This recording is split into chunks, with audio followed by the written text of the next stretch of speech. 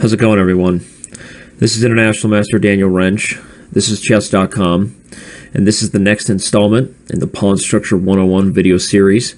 Here today to continue our coverage and review of the Scheveningen pawn structure, Scheveningen, however you pronounce it. Today we move on to Black's perspective. As you can see, our board is flipped. We are looking at it from the perspective of the second player, as my buddy Dejan Boykov likes to call the black pieces. And I think we did a pretty detailed job and really covered the most critical of White's plans within the structure. Obviously, when we talk about the pawn structure, we try to really break it down for you to see the bigger picture as far as all the long-term features and plans of a position. That's really what the pawns define, and that's what positional chess and long-term strategy is all about, is the pawn structure.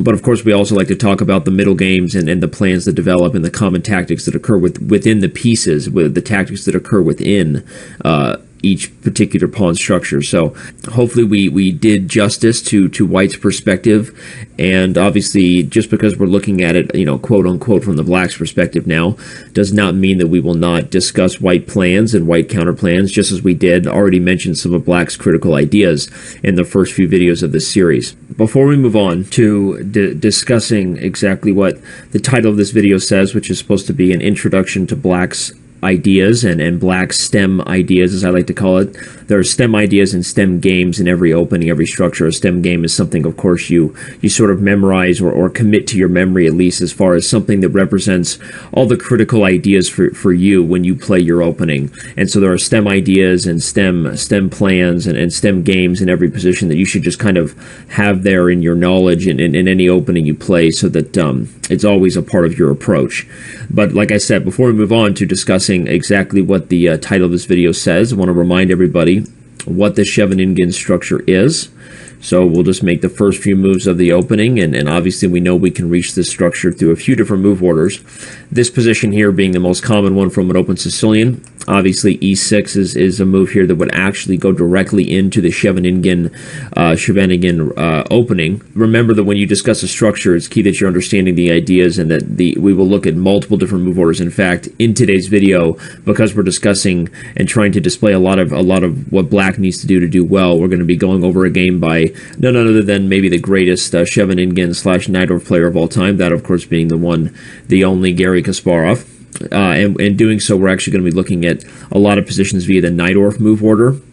But I wanted to remind everybody that this officially is the Scheveningen structure, these two versus this one. And of course, you can go back to the Scheveningen intro video where we talked about the basic ideas for both sides.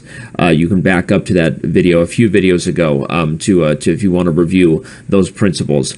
The move order that we're going to be discussing that reaches the Scheveningen structure is via the Najdorf. And there are multiple ways to get a Scheveningen structure for Black after you play the Najdorf. Even after bishop e3, there's e6, which we can get an English attack structure. We're going to be discussing that in kind of an entirely new section or installment in this Pawn Structure 101 video series. We're not discussing the Scheveningen structure versus an English attack in this particular section. But I just wanted to point out that you could get it there, and so bishop e2, we may see positions like this, where Black can transpose into Scheveningen opening lines, or continue to play it with a Najdorf-style development. There are different things that define a Najdorf-style development, but one of the critical ones is that Black is more aggressive with the minority attack, and often this knight finds itself going to d7, heading into squares like this. That's kind of an oversimplification as far as what separates the Najdorf development from the Scheveningen development, but it is one of the key things that the difference is the development of this pony here, heading to d7 rather than c6, and usually it's just slightly delayed for Black, who chooses to extend the minority attack on the queen side in a more aggressive manner. So that it can be reached that way. The Scheveningen structure can be reached this way. Of course, on both of these moves, e5 is also an option, but again, that's not what we're discussing here. It's not opening theory, but the Scheveningen structure. But I'm just noting that of course is possible. But in order to get a lot of the real critical STEM ideas across today, the game we're going to be reviewing is the game Tiliskin versus Kasparov. But it's also got some different analysis that I've sort of cooked together, a little recipe here for us to review and see what exactly Black is trying to achieve. And we're going to do that via the Sozin. which is bishop to c4. Bishops to c4 was a line that was maybe the most popular way for white to play against the Najdorf in the late 60s, throughout the 70s, even into the early 80s, and of course it was played, for a long time after that. But I would say that it's not considered the most effective approach against the Najdorf. This is at the highest level. It's still a very dangerous, and it's a very straightforward development for white. It makes a lot of sense when you think about putting the bishop on this diagonal as far as how white would like to play against the Scheveningen structure. One of the things, of course, we talked about for white is the driving of the f-pawn.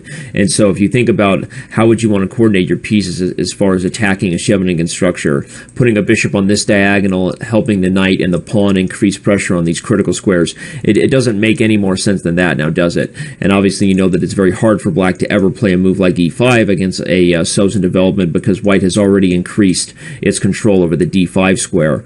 So the Sozin development sure does make a ton of sense. Don't mistake me saying that maybe it's not the most accurate, or let's say the most commonly played at the highest level anymore, if black really knows the right approach. And a lot of that is due to the work of course, the man we're going to be looking at today, Garry Kasparov. His efforts against Nigel Short in their World Championship match, and against a lot of others in the late 80s, early to mid 90s, sort of broke down exactly what black wants to do against this. But in any case, while we're discussing what black wants to do, I'll try to remind you of some basic stuff along the way. But we're going to be looking at two particular things that define the Najdorf version of the Scheveningen versus the mainline Scheveningen. That because black is more aggressive on the queen side, and because the difference in terms of the development of this knight, it does change things a little bit for white, where he can't just sort of be ultra aggressive anymore with these f5 and e5 moves. And if he does, they'll backfire in certain ways. And so that's one of the things we're going to try to accomplish or establish in today's video, is try to see what's going on there. And so of course here we see the move e6 officially getting into the Scheveningen. White plays bishop to b3. There are other moves possible too. White doesn't necessarily have to retreat right away, but it makes the most sense to take the bishop out of the line of fire. Potential tactics: attacking the bishop, maybe even attacking the knight next. So white will often just retreat this bishop to b3. And after b5, in today's game, what we're going to be looking at is castles, bishop e7, and with f4. Noted should be that 8 f4 right away is also a possible move order that will reach the same position we get in the game. And different depending on someone's approach, there's also moves like bishop b7 here, and even against castles there's moves like bishop to b7. But we're not going to spend too much time discussing the move order per se, because what I want to focus on is how the transition into the middle game and how the structure is handled. That's what we're going to highlight in today's game. So we're going to talk about castles, bishop to e7, f4, black castles, and now we see a common position where white has several moves. The most common and considered sort of the best these days is the move a3. We're going to talk about a3.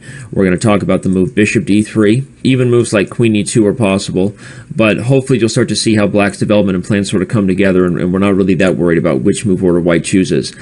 Before we get to a3, which is the best move here for white, I want to talk about what happens on either one of these early pushes. e5 is the most dangerous for white, and it's one that will strike a little bit of fear into Scheveningen players if they're not totally prepared for it. The idea is obvious, but white is trying to dislodge the knight from f6, which in turn will perhaps make the king side more of a target and allow white to launch an attack. In a perfect world, he'd bring the queen out, do a rook lift, and lights out against the black king. Of course, we're going to see that, especially in the way that Kasparov handled this game, and that's why I chose it as a stem game, often against the Najdorf development, this early e5 push is basically just considered bad now. And we're going to highlight exactly why an early e5 is not really possible for white. Mainly, you'll see that black will neutralize white's attack and eventually target this e5 pawn, which of course is isolated, and it may in the end be something where you see that white's king comes under fire if he opens the position too aggressively, and these eventually, like I said, after black defends the attack, these diagonals will become an issue. So let's see what happened here in this game with Tilliskin and Kasparov. After e5, d takes e5, f takes e5, black simply played knight f to d7. Noted should be that bishop c5 is always an interesting idea as like kind of an intermezzo before you deal with the obvious threat here. It was played next, so we're not going to focus too much on in this move order. After something like bishop e3, knight fd7, queen h5, we'll actually have a direct transposition into what happened in this game. So not super relevant, and so black decides to just put immediate pressure here on the pawn, which kind of makes sense, by the way, because if white chose bishop f4 as a way to deal with the weakness of the e5 pawn instead of queen h5, in a lot of these positions now, the diagonal becomes much weaker, and there are immediate tactics for white as far as dealing with the issue here, with the open diagonals and the king, obviously, the knight being pinned. So knight fd7 is a move order that makes a lot of sense. Of course, white plays queen h5, and after bishop to c5, bishop to e3, you can pause your clocks if you want for a moment to think about how you would approach this position.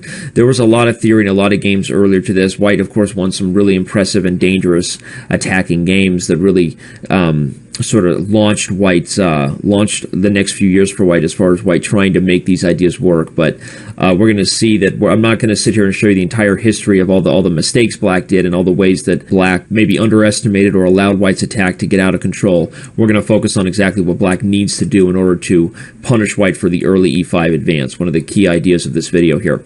Noted should be that if you gave white a couple moves, rook to d1 maybe to defend, but really rook f3 and rook over, this other knight will also get involved. Don't underestimate how dangerous this position is and how critical it is that black chooses the correct plan here.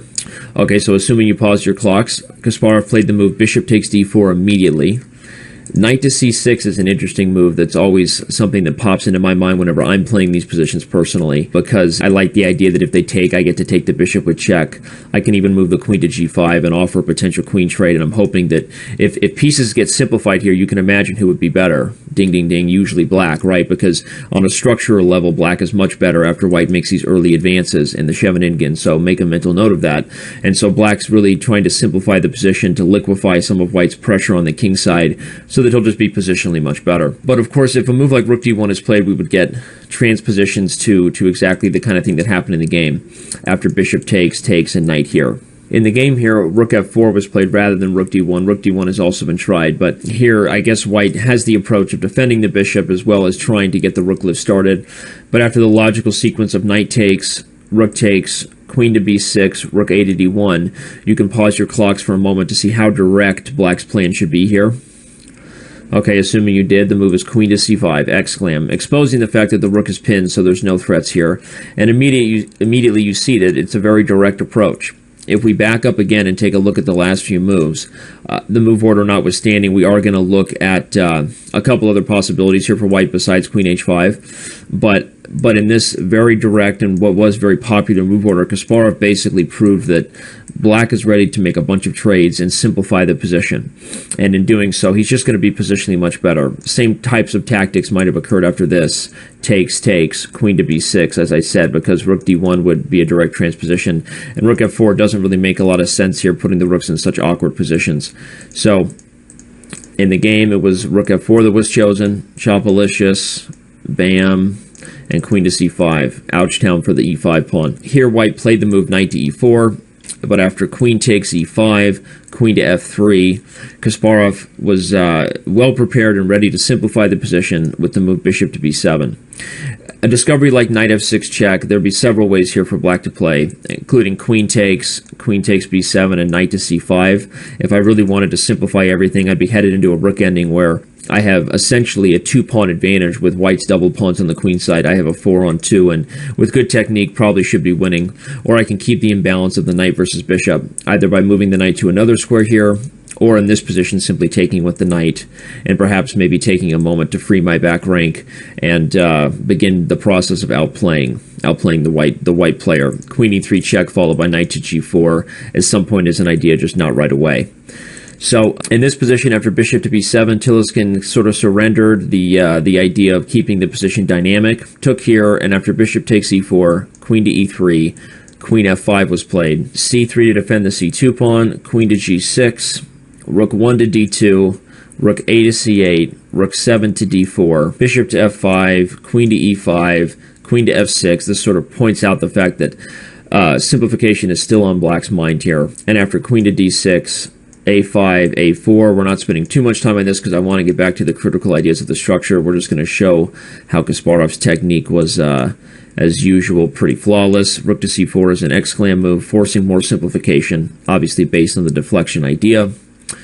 And after bishop to b5, he traded on d4. Queen takes d4, e5, queen f2, and now, of course, you can see that the pawns are going to get rolling. c4, e4, queen d4, bishop g4. Of course, the pawn is still uncapturable. h4, queen to e7, queen to e3, and f5. Hopefully, you can see here that it's pretty easy position for black, and he went on to win the game nicely.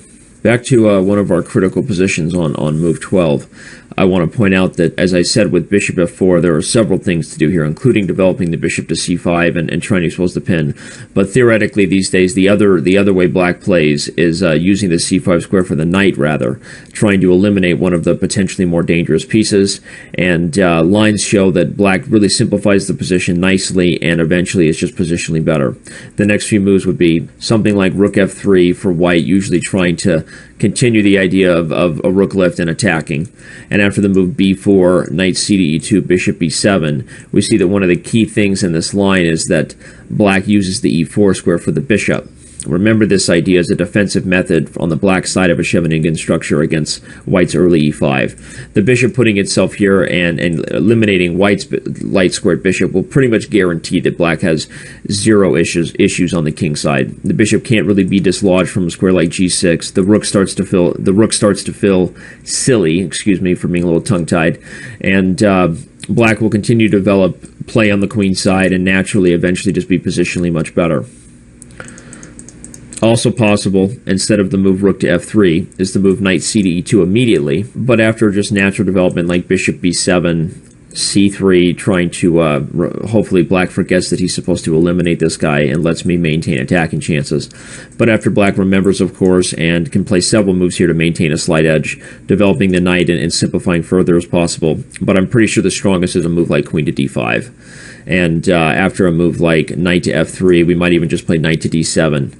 Either targeting this pawn or allowing an endgame to take place, and we can definitely see that black is potentially better in this position with a dominant bishop pair and access to all of the light squares here. The point is just to see how black is playing the Scheveningen structure against the early e5 push. What is he doing?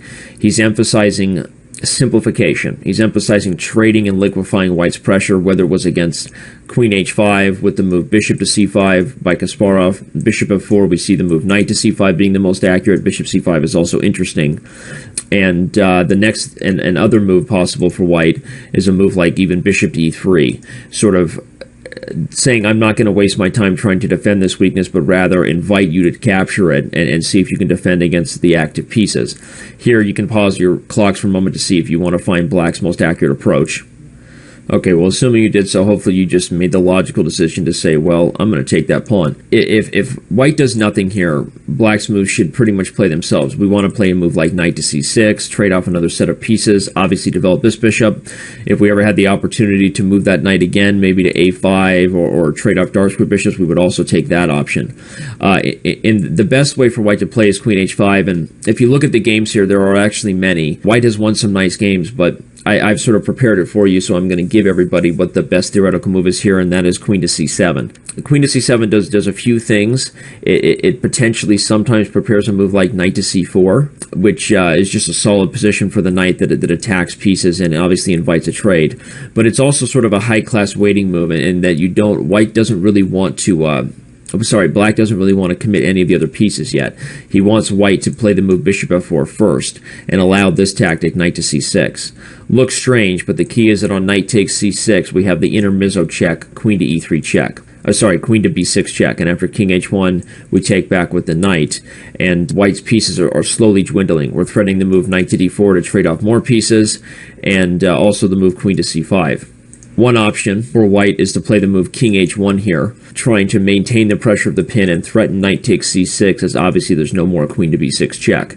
But here we can take on d4, as after bishop takes e5, we have a very strong and very important move to remember, a very common defensive move for black to kind of keep in his arsenal when it feels like white's pressure is becoming overwhelming and tactically he doesn't have any saving moves. Often there's this shot g6, trying to dislodge the queen.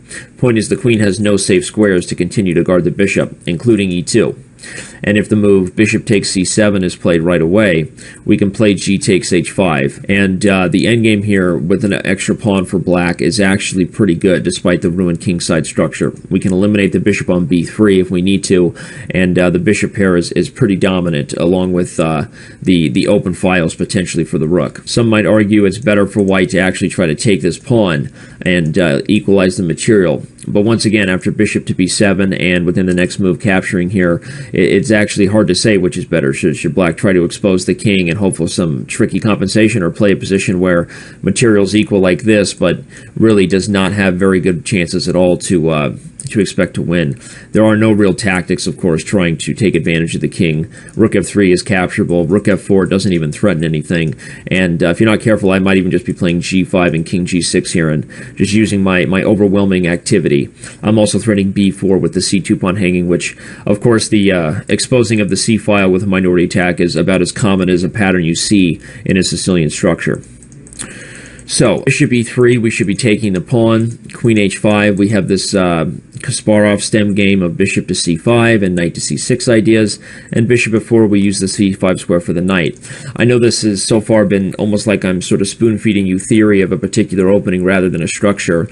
But I kind of thought this first lecture might be like that because I wanted to show you that the sharpest lines of the Scheveningen structure, which the Sousa Najdorf, are about some of the sharpest stuff that it gets for white really trying to attack the king, outside of like English attack ideas, which, like I said, I'm putting in its own installment. I don't really, even though black can play a Scheveningen structure against an English attack, I'm kind of covering all that under the English attack umbrella, so we'll deal with that later. I just wanted to show you that even in the sharpest lines, with timely defensive moves, an early e5 push against a Scheveningen structure will backfire. This pawn is a positional weakness, and if black can simplify white's minor pieces, that's the idea when the pawn structure changes, you're going to see a positional advantage at the very least, if not a material advantage for black, when that e5 pawn becomes a real weakness.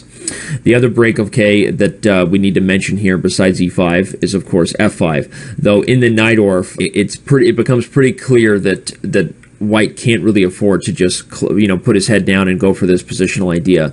It looks really good and to open up the d5 square, but one of the major differences is how quickly black gets pressure against the e4 pawn. After moves like e5 and obvious developing moves like bishop b7, knight d7, and c5, again noted the different type of development than the Scheveningen knight to c6. This e pawn is a real issue. Here's an example line. First thing we do is we back up a couple moves. I just wanted to show you exactly what the transition idea is, but the main point is that, as I said, it's harder for white to just do this against the Najdorf because of the more advanced, more aggressive minority attack in the Najdorf. That is b4. First, we dislodge the knight from this key position that defends the e4 pawn. The knight can go to e2 or a4, but in either case, we're only then following up with e5, followed by the move bishop to b7, and all of a sudden white is really feeling the pain. A move like bishop to d5 here we could take either way, I think, with both the knight and the bishop, and maintain an advantage. Something like captures and queen a5 is one obvious idea. Positionally, white's structure is falling apart, and he's not maintaining any control over those squares. So after bishop e7, knight to g3, something like knight takes e4 is actually possible, but just to prove the point, logical developing moves followed by a very typical plan that I mentioned in the first intro video when I was just kind of giving those positions where we take all the pieces off the board. Mentioned that one idea in the Scheveningen structure is the battery the queen and bishop can create on the queen side. After the move queen to f3, we see it in action. Bishop to c6, followed by the idea of queen to c7, queen to b7. A very common maneuver, really in any Najdorf and in any Sicilian, something that in a dream you could get this queen and bishop applying pressure to the critical squares, which by definition the queen is also well placed to help the advance of a minority attack. So it doesn't really get much better as far as coordinating. Black is slightly better here, and no one at a high level ever plays this type of early advance of f5 against the Najdorf. So kind of showing that if we're calling this video the black stem game ideas, that the best way to do justice to how black's ideas really come together against those typical Scheveningen plans for white is with the Najdorf move order. So we've seen that f5 right away is not so bueno because of our more advanced minority attack. We looked at the variations with e5 and this pawn becoming a real target. So as I promised that we would talk about the best move order for white here, which is the move a3 rather. Now we can see there are a couple moves you can play here. You can play bishop b7 here and knight b to d7. Both are completely possible. I like to play the move knight b to d7 first. It is the knight art development, as we say, of the knight. Notice should be that tactics like this simply just don't work because I'm removing my queen with check, followed by moving the rook. And if I was getting really active pieces anyway, I would argue that even something like this is probably a pretty good example of 2 pieces for a rook, despite the fact that you want a couple pawns, but not really worth the argument because I can even just move my rook. I just wanted to point out that little tactical pattern, that it doesn't work here. And so after knight bd7, we see that we've actually eliminated e5. f5 is still a possibility, but after f5, e5, no, though we don't have b4 anymore, we've gotten an extra developing move. When this knight retreats, we pop into c5. We're threatening to eliminate this critical bishop. We're putting immediate pressure against the d5 pawn, the e4 pawn, and using the d5 square is not really going to save white from his problems here. Usually white will play the move bishop a2 here to try to save the light square bishop and hope that you fall prey for some sort of double attack tactic. But black is in no rush to take that backward and weak e4 pawn. Real quick, I guess I'll note that this doesn't really help. If I take with the knight here, if you take with your knight, e4 hangs, and in that case, there aren't really any tactics as far as taking and double attacking because we have bishop to b7 in the end. Real issues for white. These are common tactical patterns that occur in these structures that you should make note of. Let's see, taking with the pawn, I think I could even take here, and I wonder that even another move might make sense too, because I have the bishop pair, I have a protected pass e-pawn, and you don't really have a happy situation on the light squares because you don't want the pawns filling those squares if you're white. Obviously, we've said that before in the other videos. And, of course, obviously taking with the queen would also allow an immediate bishop b7. So usually white will save the bishop this way, but again, bishop to b7, and now I am going to eliminate this pawn, if not next move, within a couple moves, and we see that black is not happy with this early f5 push. Note it should be that we can probably reach this same sort of position via this move order with bishop to b7 first, even if you played something like rook e1, knight to d7, f5, e5. Again, this position is still not a fun one for white. e4 is too weak. We're not really getting the access to the d5 square we want, and black is a happy camper.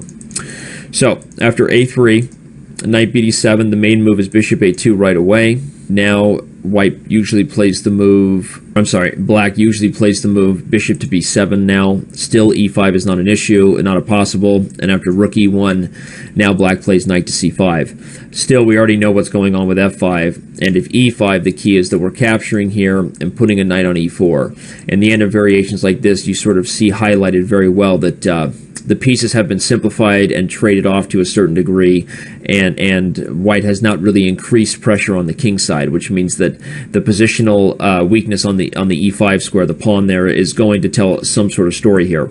Queen to b6 makes sense, followed by putting the rooks on d8 and c8, maybe eventually a move like this, but these variations I sort of prepare for you to complement that first stem game I showed you by Kasparov, just to basically highlight the way black wants to develop in an ideal world via a knight-orf move order against the typical f4, e4 versus e6, d6, right? Notice also just that how much more aggressive the knight-orf move order is makes it very difficult for white to also have time for the typical g4, g5 plan that we saw in a lot of other regular Scheveningans in the first few videos in this installment. Because the pressure is coming so quickly to this center, it's very difficult for white to just buckle down and do that. So there are other variations of the Sozin, and there are other options for white to play in the Sozin. These days, when people do it, often you see different developments like bishop g5 and then queen to f3 early. White takes a different type of approach. Queen to b6, attacking the knight. If here I have bishop b7. Castle's long, queen to b7. Normally black tries to emphasize this quick development of the knight to c5 to try to get rid of this attacker. I'm showing it to you because I always want to do justice. I don't, like I said, I've criticized authors, and just one of my opinions is that I don't like when people provide information that's sort of makes you believe that one position is just totally good for one side. That's almost never true in chess. There are some openings that are just bad, but I believe that it's the mark of like a good author and a good teacher to be able to convince you that their ideas are correct and show you the absolute best information for the other player as well. So I don't want to sort of shield you to think that white is just worse than the Sozin, but I will say that those direct and aggressive ideas of just castling and early f4 are sort of a thing of the past because of the variations I've shown you today. So hopefully that should make you pretty confident about how black is playing against the Scheveningen structure. And again, so I would say that these days the way white likes to play a lot of the time is queen f3 early here and bishop g5 early. Bishop g5 even with castles short is still also possible after something like bishop b7, rook e1, knight to d7. There's eventually sometimes ideas where tactics like knight to d5 occur. We talked about those types of tactical ideas, and actually the last video we did from white's perspective when I told the famous Emery Tate stories. So there are other ways to play it, but again, the most aggressive approach and the most classical approach you think of from white's side of the Scheveningen, this type of approach is not really ideal for white anymore, and hopefully all the stem ideas I showed you today for black convinced you of that. And again, if you're a Sozin player out there looking for a recommendation from me, I recommend that if you're going to keep playing the Sozin rather than an English attack or a mainline bishop g5 against the Najdorf, I think that the answers or the best way for white to play are in variations like this. Black will try to emphasize this early development. White will try to get an attack on the king side, look for tactics with the knight d5 shots, and the positions are highly interesting. So hopefully you enjoyed this first video taking black's perspective in the Scheveningen. We probably will have a couple more on black's perspective before we move on to a totally new structure. And the Pawn Structure 101 train rolls on, doesn't it, everybody? Well, hop on, kids, because it's going to be a bumpy ride, and we still got a lot more to go. This series is probably going to be over 50 videos by the time we're done, and hopefully be something people can refer back to learn about every pawn structure known to man when it's over with. So I am happy to be here, and we're going to see you around on chess.com.